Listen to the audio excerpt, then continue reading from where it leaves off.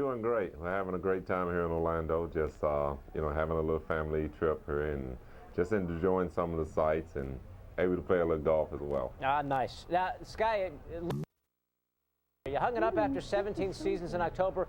What has retirement been like so far? You bored yet?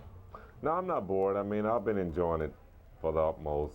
You know, watching my young bulls who's starting to emerge a little bit. But I just been kind of relaxing. You know, just enjoying life a bit, doing things that I have never had the opportunity to do this time of the year. I want to talk to you about some of the NBA players today. Which player right now kind of reminds you of yourself? Well, I mean, there's a lot of great players out there, and I wouldn't want to cut anybody short. You know, guys out there now are emerging and, you know, showing that there are players that are going to emerge someday, you know, to be players much better probably than a Scottie Pippen. I mean, you look at guys like a LeBron James, Tracy McGrady, you know, Grant Hill now, who's, you know, getting back on his feet and starting to play back the type of basketball that everybody expected from him. Kobe Bryant. I mean, there's a lot of great young players out there who I see that has that all-around package, that has that all-around game, and the ability to go out and, you know, to play the game the way I think it should be played. Scotty, this may be blasphemy, but the way LeBron is progressing, can you see him being as good, if not better, than Michael Jordan? Well, no, I think that's a little bit too premature. I mean, Michael Jordan's career right now is a career that you can't compare any player who's ever played the game with.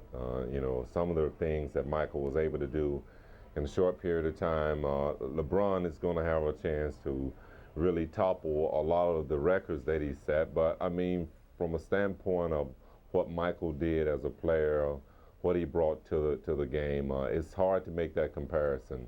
From a basketball level, I think LeBron probably matured a lot sooner than Michael, but to say that he's at a level of greatness, I can only say that he's on his way. He's getting there, that's for sure.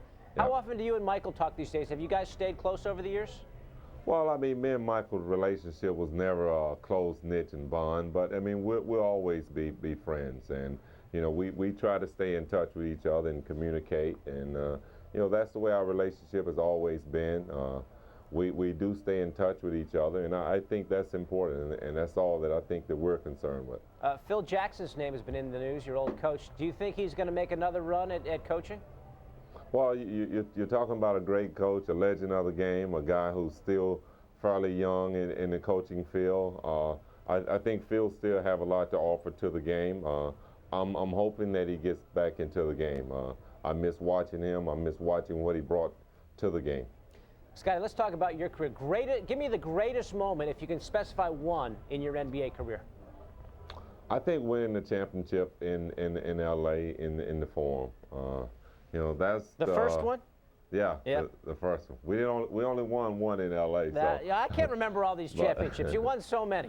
Yeah, but I would definitely say that, you know, that's something that I'll put up at the pinnacle of my career. It was a great accomplishment for the way that we did it.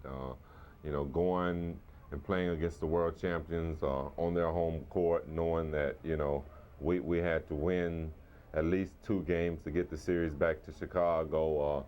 It was a big moment for me and my teammates, and, you know, I think it's a moment that I'll never forget. All right, so that's the high point. What would you say is the low point of the 17 years in the NBA?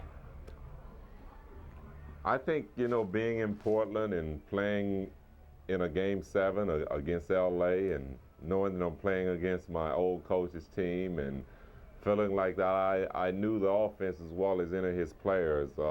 I feel like that that was a point where I really could have carried my career a lot more if I was able to get to the NBA Finals, and we ended up coming up short. And I think it was a little disheartening for me, a lot more than a lot of people know. Scotty Jr. looks like he's getting a little restless. We'll let you go, Scotty. We appreciate you joining us here on Four Quarters. All right, thanks for having me on.